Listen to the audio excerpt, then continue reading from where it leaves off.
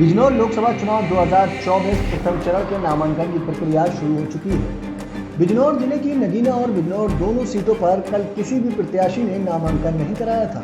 नामांकन के दूसरे दिन आज आजाद समाज पार्टी के अध्यक्ष चंद्रशेखर आजाद अपने समर्थकों के साथ नगीना लोकसभा सीट से नामजदगी कराने के लिए पहुंचे, लेकिन समय पूरा होने के चलते चंद्रशेखर आजाद की नामजदगी नहीं हो सकी। पुलिस प्रशासन ने कलेक्ट्रेट में सुरक्षा के पुख्ता इंतजाम किए हैं। दरअसल लोकसभा 2024 आम चुनाव की प्रक्रिया शुरू हो चुकी है। बिजनौर जिले की बिजनौर सीट व नगीना लोकसभा सीट पर 19 अप्रैल को मतदान किया जाएगा। इसके प्रत्याशियों के नामांकन की प्रक्रिया कल 20 मार्च से शुरू हो गई है। कलेक्ट्रेट परिसर में जिलाधिकारी न्यायालय में नगीना लोकसभा के नामांकन दाखिल किए जाएंगे, जबकि एडीएम प्रशासन की कोर्ट में बिजनौर लोकसभा सीट के प्रत्याशियों के नामांकन दाखिल किए जाएंगे। नामांकन के पहले दिन कल किसी भी प्रत्याशी ने अपनी नामजदगी नहीं कराई थी। आज नामांकन के दूसरे दिन आजाद समाज पार्टी के अध्यक्ष चंद्रशेखर आजाद नगीना सुरक्षित सीट से नामजदगी कराने के लिए अपने समर्थकों के साथ नुमाइश मैदान पर पहुंचे। 2:45 बजे चंद्रशेखर आजाद अपने समर्थकों के साथ नामांकन करने के लिए कलेक्ट्रेट पहुंचे। आपको बता दें कि नामांकन का टाइम 3 बजे तक होने के चलते टाइम पूरा हो चुका था, इसलिए चंद्रशेखर आजाद को बिना नामांकन करे ही वापस लौटना पड़ा। इस दौरान चंद्रशेखर ने मीडिया से बात करते हुए कहा कि वह चुनाव के बिजी शेड्यूल में कई कार्यक्रमों के बीच में नामजदगी कराने आए हैं। इस दौरान चंद्रशेखर ने भाजपा को आड़े हाथों लेते हुए जमकर निशाना साधा।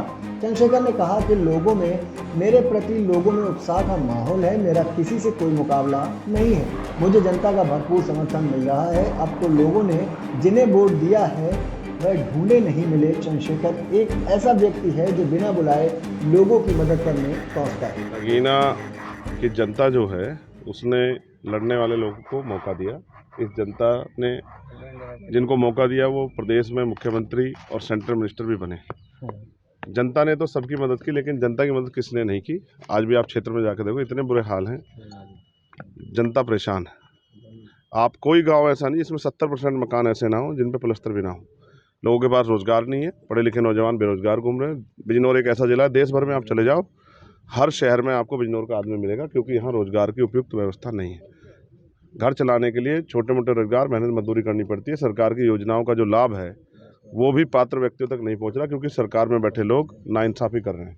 तो नगीना में बहुत सारी समस्या, उनके पे काम होना चाहिए। इसलिए हम लोग यहाँ नगीना से मैदान में हैं कि नगीना की समस्याओं को राष्ट्रीय पटल पर उठा के और जो अधिकार नगीना के लोगों का बैठता है उसको दिलाने का काम किया जाए। क्या मुख्य मुद्दे हैं चुनाव में आपके? देखिए, सबसे पहले तो सबसे ज़रूरी यहाँ ये है कि इस ज़िले में एक एम्स जैसा बड़ा हॉस्पिटल बनना चाहिए, जहाँ गरीब लोग भी अपने परिवारों का आसानी से इलाज करा दें। और नौजवानों की जो सबसे बड़ी समस्या है रोजगार की, मेरा ये मानना है कि जिस तरह से हरिद्वार में और भगवानपुर में इंडस्ट्रियल एरिया लग के लाखों नौजवानों को रोजगार मिल रहा है, ऐसी रोजगार की व्यवस्था भी यहाँ पर होनी चाहिए।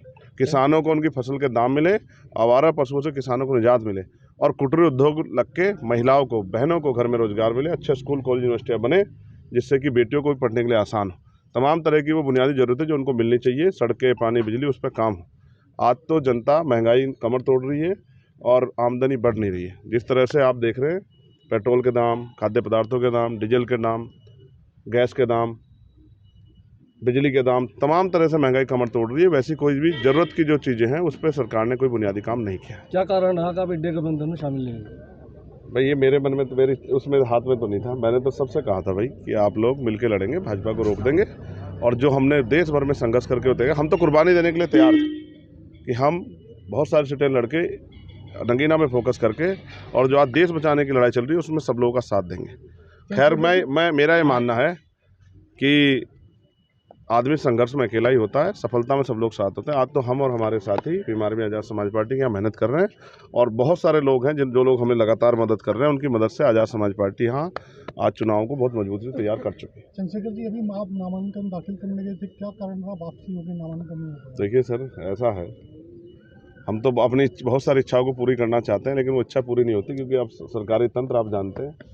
तो पहले उन्होंने कहा कि हो जाएगा, बाद में उन्होंने कहा कि आज नहीं होगा, तो हम तो चुपचाप जो है कुछ नहीं, उन्होंने कहा समय पूरा हो गया। हमें ये हमारे लोग, हम लोगों के साथ तो ये इस तरह के जो खेल हैं बहुत दिनों से चल रहे हैं। मुझे तो ये भी डर है कि ऐसा ना हो कि सरकार के लोग जो हैं यहाँ के प्रशासन को दबाव में लेके मेरा पर्चा कैंसिल करा दें। इस तरह की स्थिति पैदा हो सकती है। वैसे मैं वकील हूँ और सारी चीज़ों को निगरानी रख रहा हूँ। अगर कोई भी छिड़कानी होगी तो उसका मुंह तोड़ जवाब देने का हम काम करेंगे। मैं बस आपको आखिरी शब्दों में कहना चाहता हूँ कि यहाँ का जो इस क्षेत्र के जो कमज़ोर वर्ग के लोग हैं उन पर किसी भी तरह के जुर्म जाति अन्याय हम होने नहीं देंगे, और जो धर्म और जाति के आधार पर अन्याय हो रहा है उसको राष्ट्रीय स्तर पर उसकी मुखालफत करके लोगों को एकजुट करने का काम करेंगे, भाईचारा बनाने का काम करेंगे। आज देश के संविधान खतरा है, ऐसे खतरे को से जनता में जो भय है उस भय से निकालने के लिए विश्वास पैदा करने का काम आज़ाद समाज पार्टी विभाग करेगी। गठबंधन के सवाल पर चंद्रशेखर आजाद ने कहा कि मुझे कोई धोखा नहीं मिला है, मैं राजनीति में इसे धोखा नहीं मानता हूं। उन्होंने जो निर्णय लिया होगा अपने पार्टी के बारे में अच्छा सोचकर ही लिया होगा। गठबंधन के सवाल पर बोले कि जनता से गठबंधन हो गया है, वोट तो जनता को ही देना है। नामांकन के सवाल पर चंद्रशेखर आजाद ने कहा कि पहले तो उन्हें अंदर जाने दिया गया, नामांकन हो जाएगा ये कहकर, उसके बाद अंदर जाकर पता चला कि टाइम पूरा हो चुका है। मुझे यह भी डर है कि सरकार के लोग यहाँ प्रशासन को दबाव में लेकर मेरा पर्चा ही कैंसिल न करवा दें। उन्होंने बताया कि मैं वकील हूँ, सारी चीज़ों पर निगरानी रख रहा हूँ, अगर कोई छेड़खानी होगी तो उसका मुंह तोड़ जवाब देने का काम करेंगे। Bureau report, my Bharat. देश का सबसे बड़ा राज्य उत्तर प्रदेश, देश की राजनीति का सबसे बड़ा अखाड़ा, माय भारत बनेगा आम जनता की आवाज। अब होगी हर खबर की जमीनी पड़ताल। जुड़े रहिए सिर्फ माय भारत के साथ।